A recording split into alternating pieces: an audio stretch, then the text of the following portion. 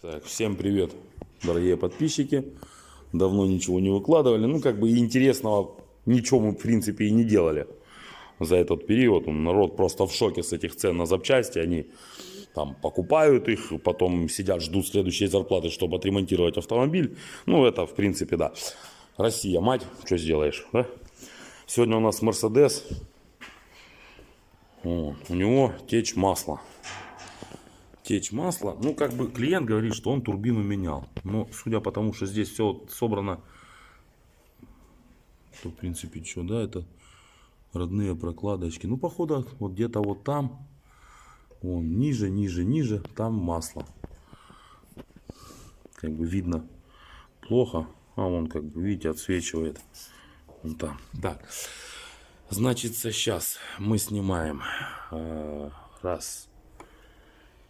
Отсоединяем вот эти две фишки, откручиваемся здесь, хомутик, вот хомут, тут воздуховод, который просто не вставлен до конца. Ну, вот, сейчас его снимем и будем разбираться дальше. Все-таки надо же установить причину, откуда у него течет масло. Еще по ходу будем на нем делать ходовку. Непонятный грохот с правой стороны. Там что-то стучит, ну, я думаю, мы это определим и найдем. И все вам покажем и расскажем. Так, короче, воздуховод, ребята, мы сняли. Вот она, течь масла с турбины. И вон, если вам видно, сейчас как бы показать. Вон, видите, турбина, посеченные лопасти от песка. А это все, короче, пылью ее побило. Это все последствия, потому что было вот лопнувший корпус. Вот, она гнала уже масло сюда. Ну тут глянь, тут еще сухо. Сюда не дошло. Вот этот вот резиновый манжет, он размяк. Короче, как квашня какая-то, блин. В общем, не знаю там по поводу. Просто надо сейчас с клиентом созваниваться и обсуждать этот нюанс.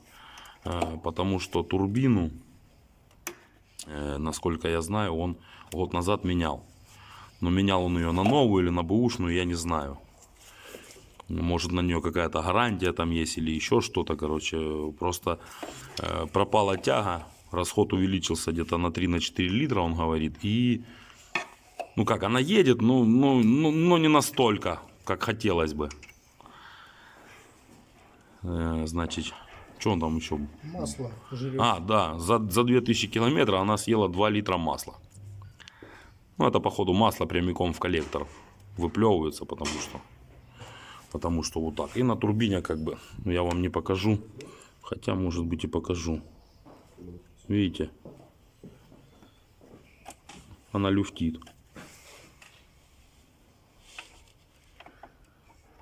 Как бы люфт на турбине вообще недопустим.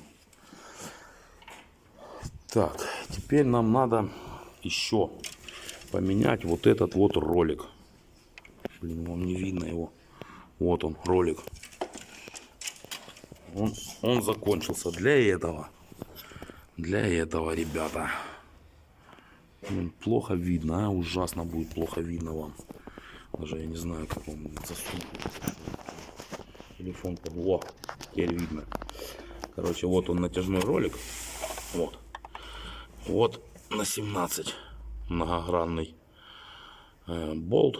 Ну, это не болт, а чтобы увести ролик. Короче, оденем ключ. Вот этот ролик мы уже сорвали. Блин.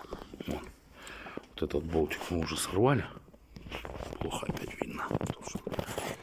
Удобство. Вот, сорвали мы его. И сейчас просто я отведу. Получается, вот тот, который там я вам показывал. А напарник, ну, чтобы ремень не снимать полностью, потому что тут катастрофа. Тут его потом пока намотаешь. Очень-очень это будет долго все.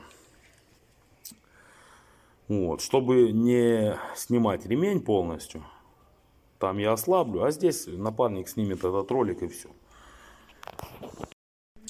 Так, в общем, в ходовке мы ничего не нашли, кроме отпущенного подрамника. Подрамник протянули. Как бы, ну, ролик заменили. Сейчас вот эту вот воздуховод поставим на место. Поедем попробуем по поводу грохота. А по поводу турбины он сказал, что она на гарантии. Он ее, значит, погонит снова. Ну, к тем, кто делал. Там, что они будут делать, я не знаю.